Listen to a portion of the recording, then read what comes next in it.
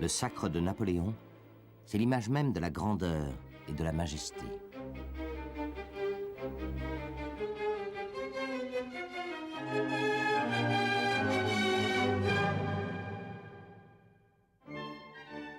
Le tableau de David, le sacre de l'empereur Napoléon, représente le moment où Napoléon Bonaparte, après s'être couronné lui-même, se retourne vers Joséphine, son épouse. Napoléon, pour les Français à ce moment-là, est l'homme qui a mis fin aux convulsions de la Révolution, tout en respectant les changements sociaux de cette Révolution. C'est le militaire victorieux, celui qui a contraint les ennemis de la patrie, l'Autriche, l'Angleterre, à signer la paix après 10 ans de guerre. Avant le sacre, Napoléon a été plébiscité par les Français. 3 500 000 oui, contre 2 500 non.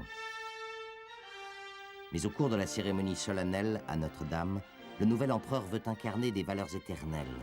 La France réconciliée avec l'Église, le souvenir de la Rome des Césars, mais aussi celui de Charlemagne.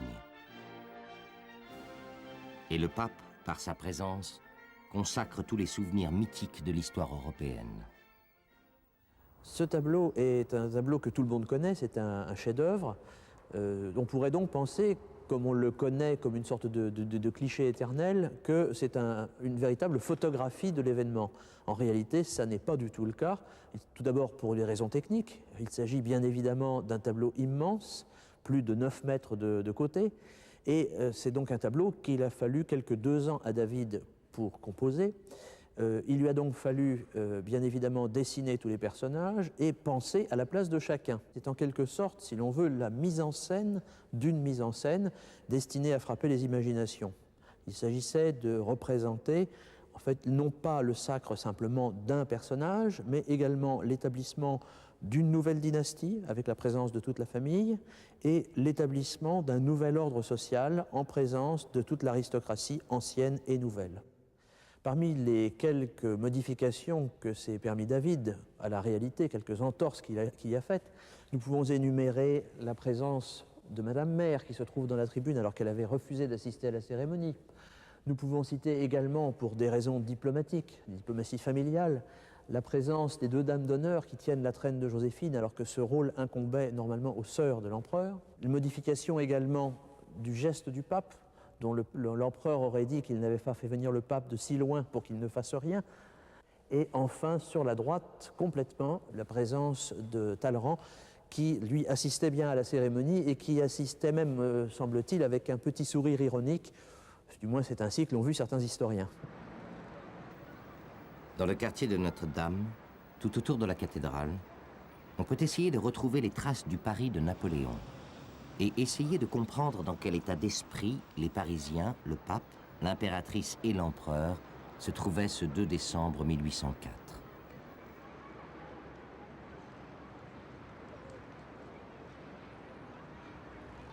Si j'étais un Parisien du temps de Napoléon et que j'étais venu admirer le sacre de Sa Majesté impériale et royale, je me trouverais devant un grand bâtiment qui a disparu, l'Hôtel-Dieu de Paris, Hôtel-Dieu qui représentait une masse très imposante d'architecture. Il y avait d'ailleurs là un grand portail qu'on venait de bâtir 2 ans avant le sacre et que l'architecte avait prétendu être là pour 1000 ans, donc vous voyez ce qui reste de cette vanité d'architecte.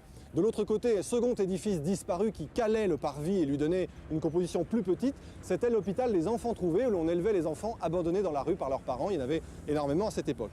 Entre ces 2 grands bâtiments, une rue centrale, la rue Neuve-Notre-Dame, par laquelle les carrosses des invités et naturellement de Napoléon et du pape sont arrivés. Mais ils ne sont pas arrêtés devant la façade de l'église qu'on ne voyait pas. Il y avait devant un très grand portique en bois et avec un décor un peu de carton-pâte néo-gothique, très curieux, qui cachait les portails parce que, en fait, aucun personnage officiel n'est entré par là. Le pape, comme Napoléon, ont dû, avec les carrosses, tourner pour aller dans la rue du cloître Notre-Dame, car l'entrée s'est faite en réalité au chevet de l'église, où on avait bâti une grande place en rotonde, où les officiels sont descendus pour se rendre à l'archevêché. À l'intérieur de Notre-Dame, pour retrouver les lieux mêmes du sacre, il faut pénétrer au fond du chœur, derrière l'autel actuel, et imaginer le décor construit par Percier. Car aujourd'hui, il reste peu de choses des colonnes et des voûtes sous lesquelles a eu lieu la cérémonie. La Pietà de Nicolas Coustou qui subsiste est un bon repère pour comprendre le tableau de David par rapport au lieu. Et je suis ici à l'emplacement exact que sur le tableau occupe Pie VII, le pape, qui donc domine du haut de cet emmarchement le chœur. ici à ses pieds, entre guillemets, Napoléon en train de couronner Joséphine sur le tableau. En revanche, il faut un tout petit peu plus d'imagination pour comprendre le chœur que nous avons actuellement sous les yeux par rapport au tableau, puisque les grands piliers habillés de marbre rouge et blanc de l'époque classique avaient été supprimés sous Napoléon III. Donc évidemment ici on a un état postérieur, il n'y avait pas les grilles, il n'y avait pas les anges. Et puis, bien sûr, ont disparu tout de suite après le Sacre les tribunes provisoires aménagées par l'architecte Percier pour permettre à un maximum de gens d'assister à la scène. À côté de la cathédrale, c'est au musée Notre-Dame que l'on peut observer le plus grand nombre de documents qui, au-delà du tableau de David, nous renseignent sur la cérémonie du sacre.